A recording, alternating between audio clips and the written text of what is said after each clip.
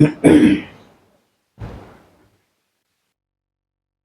الحمد لله نحمده ونستعينه ونستغفره ونعوذ بالله من شرور أنفسنا ومن سيئات أعمالنا من يهده الله فلا مضل له ومن يضلل فلا هادي له وأشهد أن لا إله إلا الله وأشهد أن محمدا عبده ورسوله يا أيها الذين آمنوا اتقوا الله حق تقاته ولا تموتن إلا وأنتم مسلمون يا أيها الناس اتقوا ربكم الذي خلقكم من نفس واحدة وخلق منها زوجها وبث منهما رجالا كثيرا ونساء واتقوا الله الذي تساءلون به والأرحام إن الله كان عليكم رقيبا يا أيها الذين آمنوا اتقوا الله وقولوا قولا سديدا يصلح لكم أعمالكم ويغفر لكم ذنوبكم ومن يطع الله ورسوله فقد فاز فوزا عظيما أما بعد فإن خير الحديث كتاب الله وخير الهدي هدي محمد صلى الله عليه وسلم وشر الأمور محدثاتها وكل محدثة بدعة وكل بدعة ضلالة وكل ضلالة في النار أعوذ بالله من الشيطان الرجيم بسم الله الرحمن الرحيم يا أيها النبي إذا طلقتم النساء فطلقوهن لعدتهن وأحصوا العدة واتقوا الله ربكم رب اشرح لي صدري ويسر لي أمري واحلل عقدة من لساني يفقهوا قولي رب زدني علما اللهم صل وسلم على نبينا محمد صلی اللہ علیہ وسلم وبارک علیہ۔ محترم حاضرین جمعہ، اسلامی بھائیوں، بزرگوں، نوجوانوں، عزیز بچوں اور پردہ نشین خواتین اسلام، خطبہ مسنونہ کے بعد سورۃ الطلاق کی پہلی آیت کا ابتدائی حصہ آپ کے سامنے پڑھا گیا ہے، اور آج کا ہمارا خطبہ جمعہ کا موضوع بھی طلاق سے متعلق ہے۔ کچھ اہم اور ضروری باتیں، کچھ اہم احکام اور مسائل طلاق سے متعلق آپ کی خدمت میں پیش کرنا ہے۔ ہماری شریعت نے، اللہ اور اس کے رسول صلی اللہ علیہ وسلم نے زندگی بہترین کیسے گزاری جائے سارے اصول اور طریقے بتا دیے۔ کون سا انسان کس کے ساتھ کیسے رہے، یہ ساری چیزیں بھی بتا دی۔ اور انسان جو رشتے بناتا ہے، رشتے داریوں سے متعلق بھی اللہ رب العالمین نے آگاہ کر دیا اور فرمایا واتقوا اللہ الذی تساءلون بہ والارحام، کہ اس اللہ سے ڈرو جس کا نام لے کر تم آپس میں ایک دوسرے سے سوال کرتے ہو، والارحام، اور رشتے داری کے سلسلے میں بھی اللہ سے ڈرو۔ رشتے بنا لینا آسان ہے لیکن اس کو نبھانا آسان کام نہیں، اس لیے شریعت نے کہا والارحام، جو رشتے داریاں بناتے ہو اس کے سلسلے میں بھی اللہ رب العالمین سے ڈرتے رہو۔ جو رشتے داریاں ہماری ہوتی ہیں، انہی رشتے داریوں میں سے ایک رشتے داری یا ایک رشتہ جو ہوتا ہے وہ میاں اور بیوی کا ہوتا ہے۔ ایک مرد اور ایک عورت کی شادی ہو گئی، نکاح ہو گیا اسلامی شریعت کے قوانین اور اس کے اصول کے حساب سے، تو اب دونوں کے اوپر ایک دوسرے کے لیے کچھ ذمہ داریاں ہیں، کچھ حقوق۔ شریعت نے کہا ان کا خیال رکھو، اور اللہ نے فرمایا وَلَهُنَّ مِثْلُ الَّذِي عَلَيْهِنَّ بِالْمَعْرُوفِ، کہ جیسے مردوں کا عورتوں پر حق ہے ایسے ہی عورتوں کا بھی مردوں کے اوپر حق ہے۔ ہاں یہ الگ بات ہے وَلِلرِّجَالِ عَلَيْهِنَّ دَرَجَةٌ، مردوں کا مقام عورت کے مقابلے میں ایک درجہ بڑھا ہوا ہے، ایک درجہ بڑھا ہوا ہے، جیسا کہ پیارے نبی صلی اللہ علیہ وسلم نے فرمایا کہ دنیا میں اللہ کے علاوہ کسی اور کے لیے سجدہ جائز ہوتا تو میں عورتوں کو حکم دیتا کہ وہ اپنے شوہروں کا سجدہ کریں۔ تو شوہر کا مقام، مرد کا مقام ایک درجہ بڑھا ہوا ہے، لیکن دونوں کے ایک دوسرے پر حقوق ہیں، رائٹس ہیں، مرد کے عورت پر اور عورت کے مرد پر، دونوں کو ایک دوسرے کا خیال رکھنا ہے۔ اور جہاں شریعت نے عورتوں سے کہا کہ اپنے شوہروں کی اطاعت کرو، اور شوہر کی اطاعت پر جنت میں داخلے کو گارنٹی اور ضامن بتایا کہ اگر کوئی عورت 5 وقت کی نماز پڑھے اور جو ہے رمضان کے روزے رکھے، شوہر کی اطاعت کرے، اپنی عزت و آبرو کی حفاظت کر لے، دخلت من ای ابواب الجنت شاءت، تو جنت کے جس دروازے سے چاہے وہ جنت کے اندر داخل ہو جائے۔ جہاں عورت کو کہا کہ شوہر کی اطاعت کرے، شوہر کی بات مانے، شوہر جیسا کما رہا ہے اسی میں زندگی گزارے، ناشکری نہ کرے، اس لیے کہ ناشکری کی وجہ سے عورتوں کی تعداد زیادہ جہنم میں جائے گی۔ یہ بھی آپ صلی اللہ علیہ وسلم نے عورتوں کو کہا۔ وہی مردوں سے اللہ نے کہا، شریعت نے کہا وَعَاشِرُوهُنَّ بِالْمَعْرُوفِ، کہ ان عورتوں کے ساتھ احسان اور بھلائی سے زندگی گزارو۔ فَإِن كَرِهْتُمُوهُنَّ، اگر تمہیں اپنی بیوی کے اندر کوئی عیب نظر آتا ہے، کوئی خامی نظر آتی ہے، وہ کوئی غلطی کر رہی ہے، اس کی کوئی عادت تمہیں بری لگ رہی ہے، فَعَسَىٰ أَن تَكْرَهُوا شَيْئًا وَيَجْعَلَ اللَّهُ فِيهِ خَيْرًا كَثِيرًا، تو جو چیز تمہیں ناپسند ہے، بری لگ رہی ہے، ہو سکتا ہے اللہ رب العالمین اس کو اچھائی میں بدل دے اور وہ کل کو عورت اچھی ہو جائے آپ کے لیے۔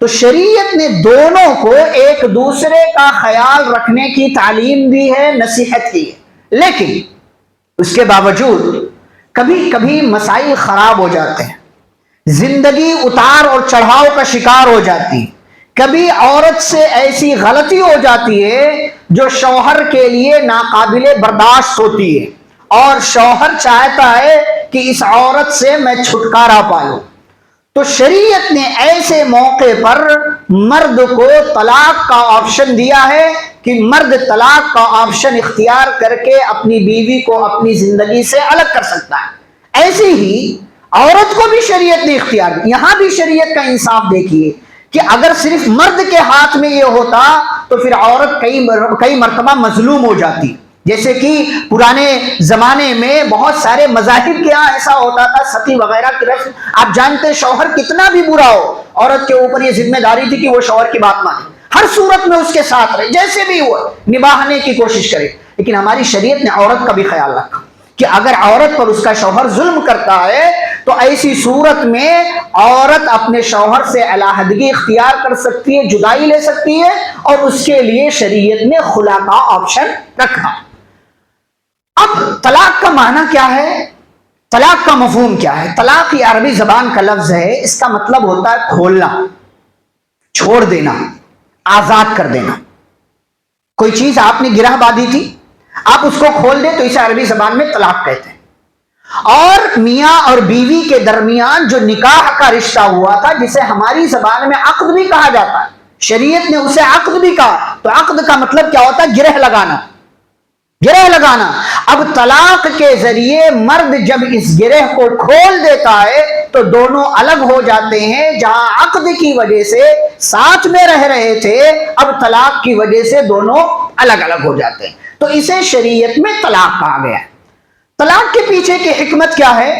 اس تعلق سے علماء کرام نے لکھا کہ طلاق کی حکمت یہ ہے تاکہ عورت ہمیشہ نقصان میں نہ رہے، یا مرد جو ہے اگر اس کی بیوی اس کے ساتھ برا کرتی ہے تو مرد اس کو طلاق دے کر کے اپنی زندگی کو اس نقصان سے بچا لے، پریشانی سے بچا لے جو اس کی وجہ سے اسے ہو رہا ہے۔ ورنہ اگر یہ طلاق کا آپشن نہ ہوتا، خلا کا آپشن نہ ہوتا، تو آپ دیکھیں زندگی اجیرن ہو جاتی، زندگی اجیرن ہو جاتی، مسائل کا شکار ہو جاتی۔ تو اس کے پیچھے کی حکمت یہی ہے کہ شریعت یہ چاہتی ہے کہ لوگ سکون کے ساتھ رہیں، اطمینان کے ساتھ رہیں، اور کوئی کسی پر ظلم نہ کرے۔ لیکن ہمارے یہاں سماج میں کیا ہوتا ہے، آج ذرا ذرا سی بات پر لوگ طلاق دے رہے ہیں، ذرا ذرا سی بات اسے ہتھیار کے طور پر استعمال کر رہے ہیں۔ ہمارے ہاں سوال آتا ہے سینٹر پر، ذرا سی بات اور شوہر غصے میں آیا کسی وجہ سے طلاق، معمولی سی بات تھی۔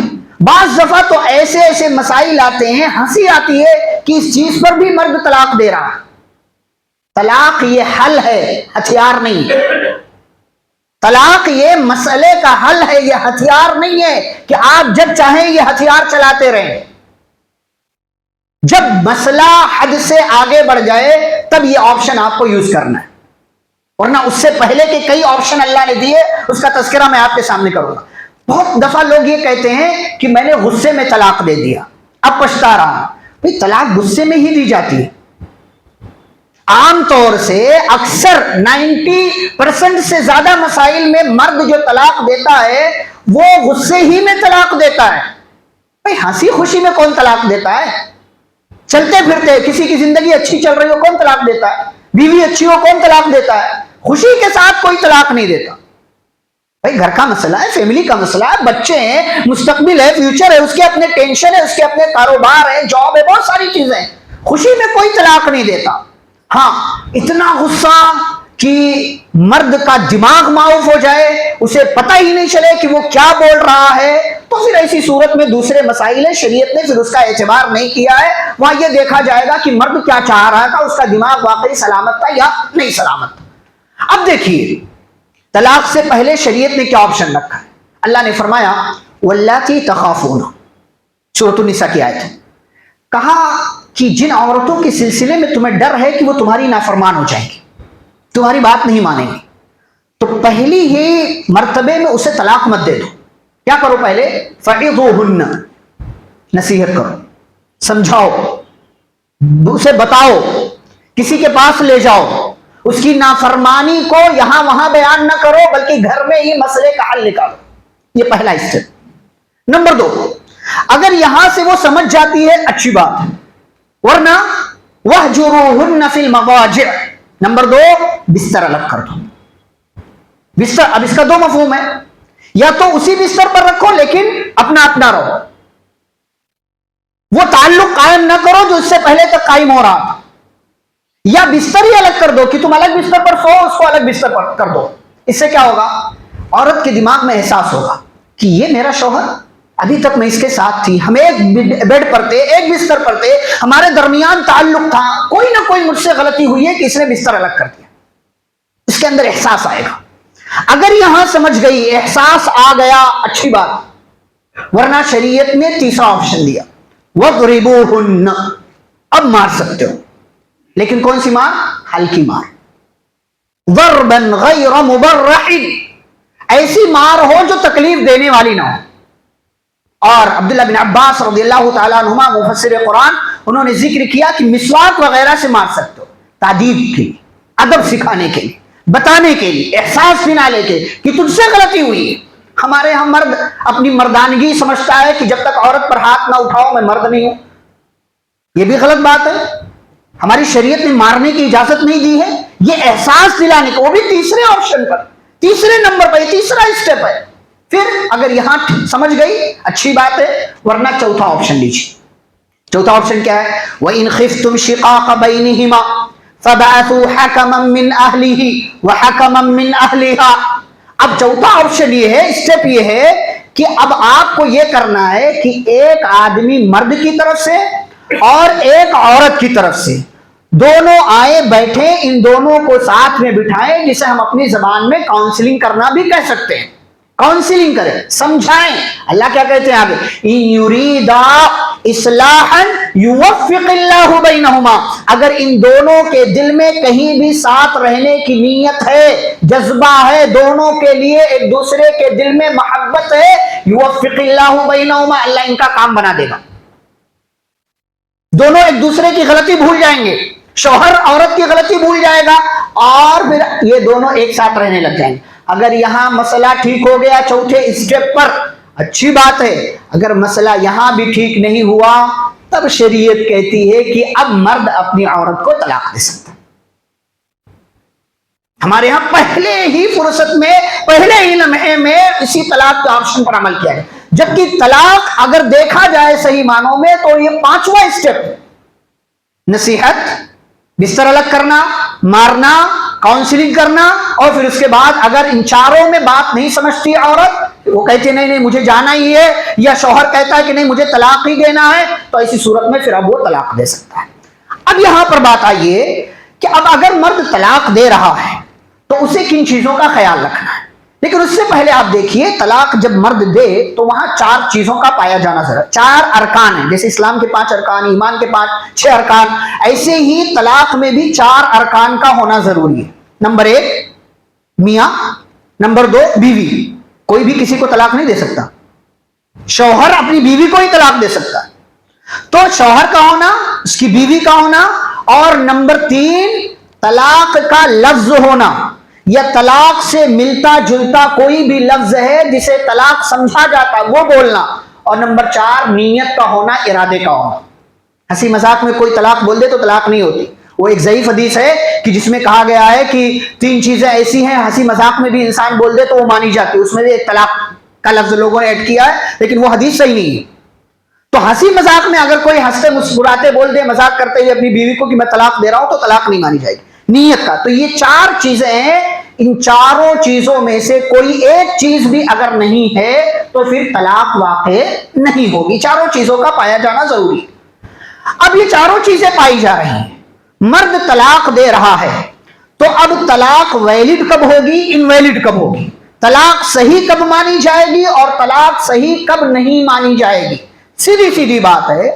بہت ساری شرطیں علماء نے ذکر کی ہیں، لیکن 2 بنیادی شرطیں، یہی 2 شرطیں ہمیشہ آپ کو طلاق کے وقت دیکھنا ہے کہ یہ دونوں شرطیں اگر مکمل ہیں تو گویا کی طلاق ہو گئی. نمبر 1، جب مرد طلاق دے رہا ہے تو عورت کس حالت میں ہے. اگر ناپاکی، ماہواری، پیریڈ کی حالت میں ہے، شوہر طلاق دے رہا ہے تو یہ طلاق نہیں مانی جائے گی. یہ طلاق نہیں مانی جائے گی، چاہے وہ پہلے دن میں ہو یا 7ویں دن میں ہو. اگر وہ ناپاکی کی حالت میں ہے تو وہ طلاق نہیں مانی جائے گی. یہی شریعت کا قانون ہے. اچھا، عورت پاک ہے، ناپاکی کی حالت میں نہیں ہے، تو دوسری شرط کیا ہے؟ اب شوہر طلاق دے رہا ہے تو دوسری شرط دیکھنا ہے کہ عورت ناپاکی کی حالت میں تو نہیں ہے، ٹھیک ہے، لیکن دوسری شرط کیا؟ عورت پاکی کی حالت میں ہے تو اس دوران مرد کا یعنی شوہر کا بیوی کا تعلق قائم ہوا ہے کہ نہیں ہوا. مثال کے طور پر 10 تاریخ کو عورت پاک ہوئی، 10 تاریخ کو عورت پاک ہو گئی ناپاکی سے، اس نے نماز وغیرہ سب پڑھنا، عبادت کرنا شروع کر دیا. اب شوہر 14 تاریخ کو وہ طلاق دے رہا ہے یا اس نے طلاق دے دیا 14 تاریخ کو. اب یہ جو 4 دن بیچ میں گزرا تو یہ دیکھیں گے کہ 14 تاریخ کو طلاق دیا ہے تو ان 4 دنوں کے درمیان دونوں کا ازدواجی تعلق، دونوں ہم بستر ہوئے ہیں کہ نہیں ہوئے ہیں. اگر دونوں کے درمیان وہ خاص تعلق قائم ہوا ہے تو پھر ایسی صورت میں طلاق نہیں مانی جائے ان 4 دنوں میں. اچھا، شریعت نے دیکھیں کیسی چیزیں اختیار کی ہیں. شریعت یہ نہیں چاہتی کہ مرد جو ہے ہتھیار کے طور پر استعمال کر لے، جب چاہے طلاق کی چھری چلا کر کے عورت کو ذبح کر دے. شریعت یہ نہیں چاہتی. شریعت نے شرطیں کیسی لگائی. آپ دیکھیں مہینے میں عورت 6 دن 7 دن ناپاک رہتی ہے، 7 دن تو ایسے ہی نکل گیا. باقی کے جو 22-23 دن جو بچتے ہیں ان 22-23 دنوں میں اب عورت پاک ہے تو بھائی ایک مرد جس نے 6-7 دن اپنے جو ہے خواہشات پر کنٹرول کیا، اب اس کی بیوی پاک ہو گئی ہے تو اپنی خواہش کو پوری کرے گا. خواہش کو پوری کر، اب جب خواہش کو پوری کر لیا اس نے تو اگلے 20-22-23 دن اس کے لیے طلاق کا دروازہ بند ہو گیا. طلاق کا دروازہ بند ہو گیا. پھر سے وہ عورت ناپاک ہو جائے گی، پھر سے طلاق کا دروازہ بند ہے، پھر سے وہ پاک ہوگی تو پھر سے یہ تعلق قائم کرے گا، دروازہ بند. اگر مرد کو طلاق دینا ہے، اس کی نیت پہلے سے ہے تو پھر ایسی صورت میں وہ تعلق قائم نہیں کرے گا. اب جب تعلق اس نے قائم نہیں کیا، دونوں شرطیں پوری ہو گئی، عورت ناپاکی کی حالت میں نہیں ہے، پاکی کی حالت میں ہے لیکن اس کے شوہر نے اس سے تعلق قائم نہیں کیا ہے، یہ دونوں شرطیں پوری ہو گئی تو اب یہ مرد اگر طلاق دے گا تو یہ طلاق مانی جائے گی. یہ طلاق مانی جائے گی. یہ پہلی طلاق ہے جو اس شوہر نے اپنی بیوی کو دیا ہے، چاہے 1 بار بولے، 1000 بار بولے، انکاؤنٹیبل ٹائم بولے، جتنی بار بھی بولے. ایک مجلس کی 3, 10, 20, 50, 100, 1000 جتنی بار بھی بولے وہ ایک ہی طلاق مانی جائے گی، وہ ایک ہی طلاق مانی جائے گی. ورنہ جو آیت کریمہ میں نے پڑھی آپ کے سامنے سورۃ الطلاق کی پہلی آیت، اللہ نے فرمایا ایھا النبی اذا طلقتم النساء فطلقوهن لعدتهن، کہ اے نبی صلی اللہ علیہ وسلم جب آپ عورتوں کو طلاق دیں، نبی مخاطب ہے لیکن پوری امت کو اللہ نے پیغام دیا کہ جب تم عورتوں کو طلاق دو فطلقوهن لعدتهن، تو دیکھ لو کس ٹائم طلاق دے رہے ہو، وأحصوا العدة، اور جب طلاق دو تو عدت کو کاؤنٹ کرو، شمار کرو، واتقوا اللہ ربکم، اپنے رب سے ڈرو۔ یہاں اللہ نے کیا بات کہی؟ ہمارے یہاں بھائی کہتے ہیں کہ نہیں، 3 بار بول دیا عورت ہمیشہ ہمیش کے لیے الگ ہو گئی، ہمیشہ ہمیش کے لیے الگ ہو گئی، حرام ہو گئی، اب وہ اس کی بیوی نہیں ہے۔ بھائی اگر اس کی بیوی نہیں ہے پہلی مرتبہ کے بعد ہی، تو آپ بتائیے شریعت نے، قرآن نے آگے جو جملہ استعمال کیا، لا تخرجوهن من بیوتہن، پہلی طلاق دے دیے تم نے تو ان کو ان کے گھروں سے نہ نکالو۔ بھائی اگر عورت حرام ہوگی تو آپ کے گھر میں نہیں رہے گی آپ کے کہنے کے مطابق، لیکن شریعت کیا کہتی ہے؟ طلاق مرد نے دیا ہے تو اب عورت جس مرد کے گھر میں تھی، جس کی بیوی تھی، اسی کے گھر میں عدت گزارے گی، وہ اپنے گھر نہیں جائے گی۔ کیوں؟ اس لیے کہ ابھی یہ دونوں الگ نہیں ہوئے ہیں، ابھی بھی یہ دونوں میاں بیوی ہیں، بس بیچ میں طلاق کی ایک دیوار، ایک آڑ آ گئی ہے، ایک رکاوٹ آ گئی ہے۔ تو یہ عدت جو عورت گزارے گی، کتنی عدت ہے؟ والمطلقات یتربصن بانفسهن 3 قروء، جن کو طلاق ہو گئی وہ عورتیں 3 حیض عدت گزاریں گی۔ ہمارے لوگ 3 مہینہ کہتے، 3 مہینہ نہیں ہے، 3 ناپاکی کے مرحلے، اگلے 3 ناپاکی کے مرحلے تک وہ جو ہے عدت میں رہے گی۔ جیسے مثال کے طور پر ایک عورت کو 10 تاریخ کو طلاق ہو گئی، 15 تاریخ کو اس کا پیریڈ آ گیا، وہ ماہواری میں چلی گئی، تو اب اگلے 3 بار، جیسے ہی تیسری بار آئے گا وہ پاک ہوگی، تو اس کے بعد جو ہے اس کی عدت ختم ہو جائے گی۔ اب وہ چاہے 2 مہینہ ہو، چاہے 2.5 مہینہ ہو، چاہے 1.5 مہینہ ہو، چاہے جتنا ہو، 3 حیض کی مدت ہے کہ وہ عدت گزارے گی۔ کہاں گزارے گی؟ اسی کے گھر میں، اسی مرد کے گھر میں۔ ایسا کیوں؟ اللہ نے فرمایا لا تدری لعل اللہ یحدث بعد ذلک امرا، عورت کے اسی شوہر کے گھر میں رہنے کے، رکھنے کے پیچھے شریعت کا مقصد یہ ہے کہ مرد جب اپنی بیوی کو دیکھے گا کہ وہ اسی کے گھر میں رہ رہی ہے، اس کا اٹھنا بیٹھنا، اس کا چال چلن اور اس کی تمام تر چیزیں، تو وہ اپنے ماضی کے ایام سوچے گا، اسی کے ساتھ تو رہ رہا تھا، اسی کے ساتھ تو اب تک زندگی گزاری، میں نے کیا ہوا کہ اس کو اپنی زندگی سے الگ کر دیا؟ ہو سکتا ہے اس کے دل میں محبت پیدا ہو جائے، لا تدری، آپ کو نہیں پتا، لعل اللہ یحدث بعد ذلک امرا، ہو سکتا ہے اللہ رب العالمین اس کے بعد کوئی نیا معاملہ پیدا کر دے۔ اب اگر ہمارے بھائیوں کی بات مان لو، نہیں طلاق دے دیا، ختم ہو گیا، چھٹی ہو گئی، جدائی ہو گئی، تو پھر اس آیت کا کوئی مطلب نہیں رہ جاتا، اس آیت کا کوئی مطلب نہیں رہ جاتا، گویا کہ اس آیت کا انکار کیا جا رہا ہے۔ اور ان جو عدت کی مدت ہے، عورت جو مرد کے اپنے شوہر کے گھر میں گزار رہی ہے، سارا خرچہ، ساری ذمہ داری مرد ہی اٹھائے گا، سارا خرچہ، کھانا پینا، اوڑھنا بچھونا اور کپڑے، سب کچھ یہی مرد اٹھائے گا، اس لیے کہ اللہ نہیں چاہتا ہے کہ کسی جوڑے کے درمیان جدائی پیدا ہو، دونوں مل جل کر کے رہے۔ ہمارے یہاں طلاق کے بعد شادی کے، دوسری شادی کے ویسے ہی بڑے مسائل ہیں کہ طلاق یافتہ عورت سے کوئی شادی نہیں کرنا چاہ رہا، اوپر سے طلاقیں اتنی زیادہ ہو رہی ہیں، غصے میں آ کر کے ایسے اور ویسے نہ جانے کس کس طریقے سے لوگ طلاق دے رہے۔ یہ بہت صحابہ کا معاشرہ، نبی صلی اللہ علیہ وسلم کا زمانہ، آپ دیکھیں ادھر عورت کی طلاق ہوئی اور ادھر سے کسی کا رشتہ آ جایا کرتا تھا، بھائی میں آپ سے شادی کرنا چاہتا ہوں، کسی نے خلا لیا، یہاں سے رشتہ آ گیا، کسی کے شوہر کا انتقال ہوا، یہاں سے رشتہ آ گیا، میں آپ سے شادی کرنا چاہتا ہوں، نکاح کرنا چاہتا ہوں۔ اس سماج میں جہاں ان چیزوں کا چلن ہو، وہاں کسی بڑی بات پر طلاق دے دینے سے عورت کی زندگی مصیبت میں نہیں آتی، لیکن ہمارے یہاں دیکھیے کہ طلاق کے بعد عورت کتنی زیادہ مصیبت کا شکار ہوتی ہے، پوچھتا تک نہیں ہے کوئی اسے۔ ماں باپ جب تک زندہ ہے اس کے کسی نہ کسی طریقے سے زندگی چلتی رہتی ہے، لیکن ماں باپ انتقال ہو گئے، بھائی بھی ہاتھ اٹھا لیتا ہے، رشتہ دار بھی ہاتھ اٹھا لیتے اور یہاں وہاں بھٹکتی رہتی ہے، اور بعض دفعہ اپنی عزت تک کا سودا کر لیتی۔ ہماری شریعت نہیں چاہتی کہ میاں اور بیوی کے درمیان جدائی پیدا ہو، اسی لیے کہا کہ عدت اگر عورت گزار رہی ہے تو پھر اپنے شوہر کے گھر میں گزارے گی۔ اچھا، یہ جو پہلی طلاق تھی اسے طلاق رجعی کہتے ہیں۔ 3 جو عدت بتائی شریعت نے، 3 حیض، اس دوران مرد جب چاہے، شوہر جب چاہے رجوع کر سکتا ہے، جب چاہے تب رجوع کر سکتا ہے۔ اب رجوع کے الفاظ کیا ہوں گے؟ یا تو وہ بول کر کے کہہ دے نہیں بھائی میں تمہیں دوبارہ سے اپنے عقد میں اپنے نکاح میں لیتا ہوں، کوئی مسئلہ نہیں، لے سکتا ہے وہ، یا اس کے ساتھ تعلق قائم کر لے، اسی کے گھر میں رہ رہی ہے، وہ بھی رجوع مانا جائے گا، ریٹرن کر لینا مانا جائے گا۔ لیکن اگر یہ 3 حیض کی مدت جسے عدت کہتے ہیں یہ گزر گئی، تو اب یہ والی عورت جو ہے نا، یہ کسی اور مرد کے لیے بھی حلال ہے اور اپنے والے شوہر کے لیے بھی حلال ہے،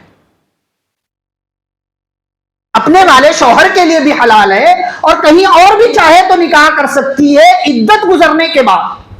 لیکن اگر اپنے والے شوہر سے نکاح ہوتا ہے اس کا شوہر چاہتا نہیں چلو عدت گزر گئی مسئلہ نہیں ہے، میں دوبارہ سے اس کو اپنی بیوی بنانا چاہتا ہوں، بنا سکتا ہے، لیکن نیا نکاح نیا مہر، پہلے والا مہر پہلے والا نکاح ختم، اب نیا نکاح نیا مہر، اور کہیں اور شادی ہوگی تو ظاہر سی بات ہے وہاں بھی نکاح وہاں بھی مہر ضروری ہے۔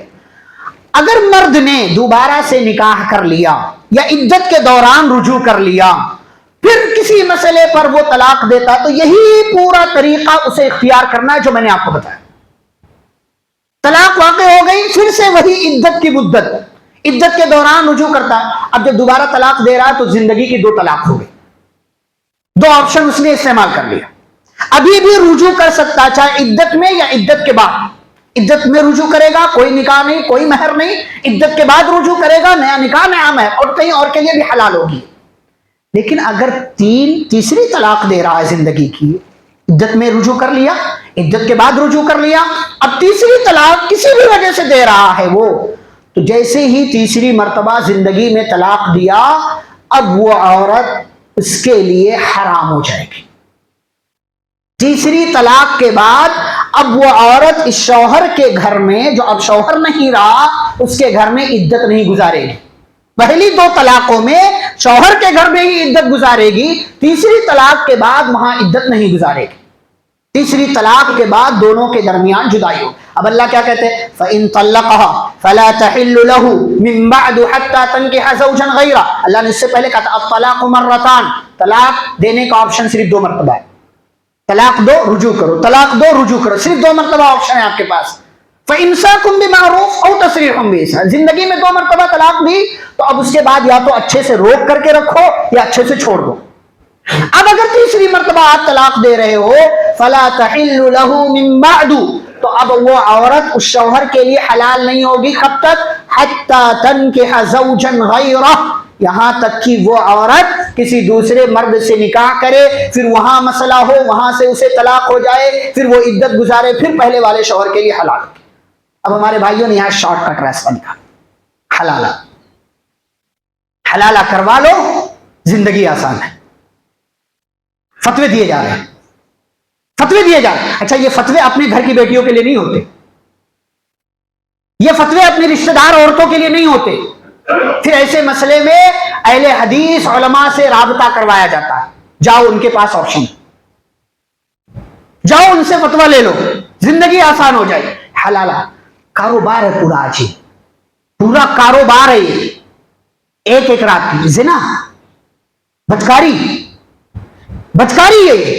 شریعت نے جس راستے کو آسان بنا کر کے رکھا تھا، بھائی طلاق ہو گئی ہو جاتی ہے، یہ کیا بات ہوئی کہ شوہر نے پہلی مرتبہ طلاق دیا، چاہے 1000 بار بولا ہو طلاق کا لفظ، یہ کیا بات ہوئی کہ اسے اتنا آسان ہے کہ وہ ہمیشہ کے لیے الگ ہو گئی، اب وہ حلالہ کروائے گی پھر شوہر کے لیے حلال ہوگی؟ کتنے واقعات ایسے ہیں، حلالہ کروایا گیا، جس سے حلالہ کروایا جا رہا اسے چھوڑا ہی نہیں، اس کو وہ پسند آ گئی وہ لڑکی وہ عورت، اس نے چھوڑا ہی نہیں۔ یہ سراسر عزت کا سودا ہے، لوگوں کا ضمیر کیسے گوارا کرتا۔ پیارے نبی صلی اللہ علیہ وسلم نے فرمایا لعن اللہ المحلل والمحلل له، اللہ کی لعنت ہو اس پر جو حلالہ کرتا ہے اور جس کے لیے حلالہ کروایا جاتا ہے، اور حلالہ کرنے والے کو کرائے کا سانڈ کہا ہے پیارے نبی صلی اللہ علیہ وسلم۔ ریٹرن لینے کے لیے یہ آپشن سیدھا شریعت کا آپشن تھا یہ، اور صحیح مسلم کی حدیث ہے، پیارے نبی صلی اللہ علیہ وسلم کے زمانے میں 3 طلاق 1، ابو بکر صدیق رضی اللہ عنہ کے زمانے میں 3 طلاق 1، اور حضرت عمر رضی اللہ عنہ کے شروع کے زمانے میں 2 سال تک 3 طلاق 1 مانی جاتی تھی۔ لیکن لوگوں نے کثرت سے طلاق دینا شروع کر دیا، تو تعزیر کے طور پر سزا کے طور پر عمر رضی اللہ عنہ نے کہا آئندہ جو کہے گا کہ 3 مرتبہ جو طلاق دے گا اس کی بیوی اس سے الگ ہو جائے گی. وہ امیر المومنین تھے, خلیفہ تھے, وقت کی نزاکت کو دیکھ کر انہوں نے یہ فیصلہ کیا تھا. اب یہ فیصلہ نہیں یہاں آپ اس کو صادر نہیں کریں گے. عمر رضی اللہ عنہ نے ایسا کیا تھا, انہوں نے خلیفہ ہونے کی حیثیت سے یہ کیا تھا کیونکہ شریعت نے ان کو یہ اجازت دی. اس لیے کہ بعض دفعہ انسان جب ہاتھ سے چھوٹ جائے تو اس کے لیے بر وقت خلیفہ, امیر, جو ذمہ دار قائد لیڈر ہوتا ہے, بر وقت جو مناسب چاہے فیصلہ کر لے. حضرت عمر رضی اللہ عنہ نے کیا اور بعد میں یہ معاملہ ختم ہو گیا. بعد میں یہ معاملہ انہوں نے خود ختم کر دیا اور اس سے رجوع کر لیا, اس سزا کو اٹھا لیا. تو اس ایک چیز کو دلیل بنا کر کے یہ کہو کہ ایک مجلس میں 3 مرتبہ طلاق بول دیا تو عورت الگ ہو گئی, اب حلالہ کرواؤ اگر دوبارہ سے لینا ہے, یہ عزت کے ساتھ کھلواڑ ہے, شریعت کی تعلیم کا مذاق ہے, یہ طلاق کے ساتھ کھلواڑ کرنا ہے. اچھا یہاں ایک اور بات, ہمارے یہاں بعض دفعہ چھوٹی چھوٹی باتوں پر عورتیں طلاق کا مطالبہ کرنے لگتی ہیں. بھائی اگر میں اتنی ہی ناپسند ہوں تو طلاق دے دو نا. طلاق کا مطالبہ چھوٹی بات. پیارے نبی صلی اللہ علیہ وسلم نے فرمایا, دھمکی دی ایسے عورتوں, ایما امرأۃ سألت زوجها طلاقا من غیر بأس فحرام علیہا رائحۃ الجنہ. فرمایا جو عورت بھی بغیر کسی وجہ کے بس ایسے ہی اپنے شوہر سے طلاق کا مطالبہ کرتی ہے, طلاق کا سوال کرتی ہے, ایسی عورت پر جنت کی خوشبو حرام ہے. ایسی عورت پر جنت کی خوشبو حرام ہے.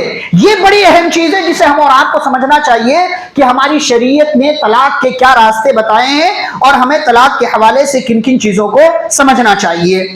تو میرے بھائی اور بزرگوں, پیغام اور سبق بس یہی ہے کہ طلاق کو کھلونا نہ بنائیں. طلاق یہ حل کے طور پر شریعت نے دیا ہے. بہت زیادہ مسئلہ خراب ہو جائے تو بھائی آپ آزادی لے سکتے ہیں, مسئلہ نہیں ہے. شریعت نے اسی لیے یہ آپشن دیا ہے. اور ایسے ہی زندگی میں ہمیشہ خوش مزاجی کے ساتھ زندگی گزارنا سیکھیں.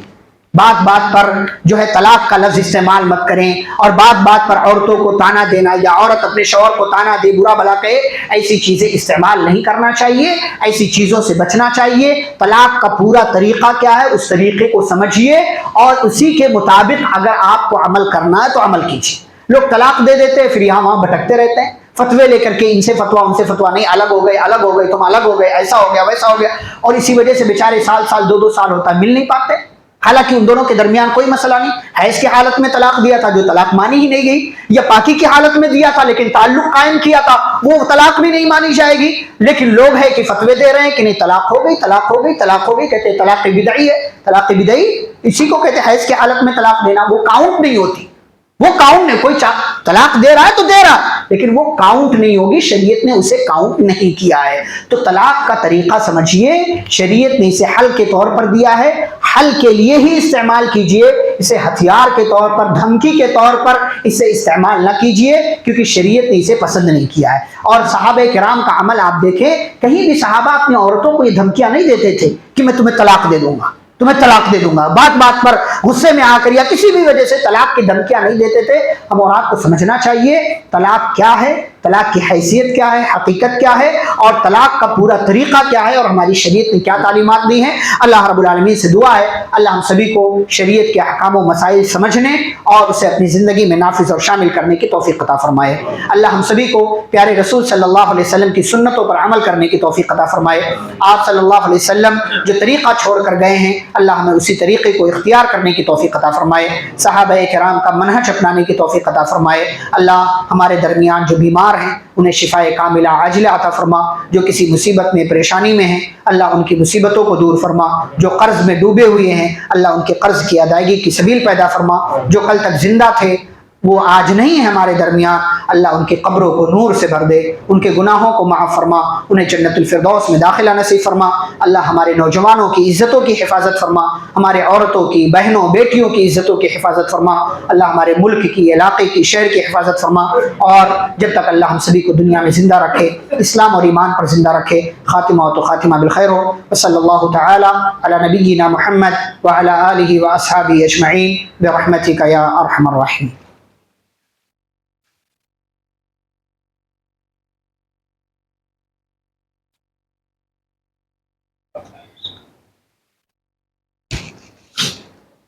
الحمد لله رب العالمين وبه نستعين والصلاة والسلام على رسوله الأمين نبينا محمد وعلى آله وأصحابه أجمعين. أما بعد، أعوذ بالله من الشيطان الرجيم. بسم الله الرحمن الرحيم. إن الله وملائكته يصلون على النبي يا أيها الذين آمنوا صلوا عليه وسلموا تسليما. اللهم صل على محمد وعلى آل محمد كما صليت على إبراهيم وعلى آل إبراهيم إنك حميد مجيد. اللهم بارك على محمد وعلى آل محمد كما باركت على إبراهيم وعلى آل إبراهيم إنك حميد مجيد. عباد الله رحمكم الله، اذكروا الله يذكركم وادعوه يستجب لكم ولذكر الله أكبر والله يعلم ما تصنعون.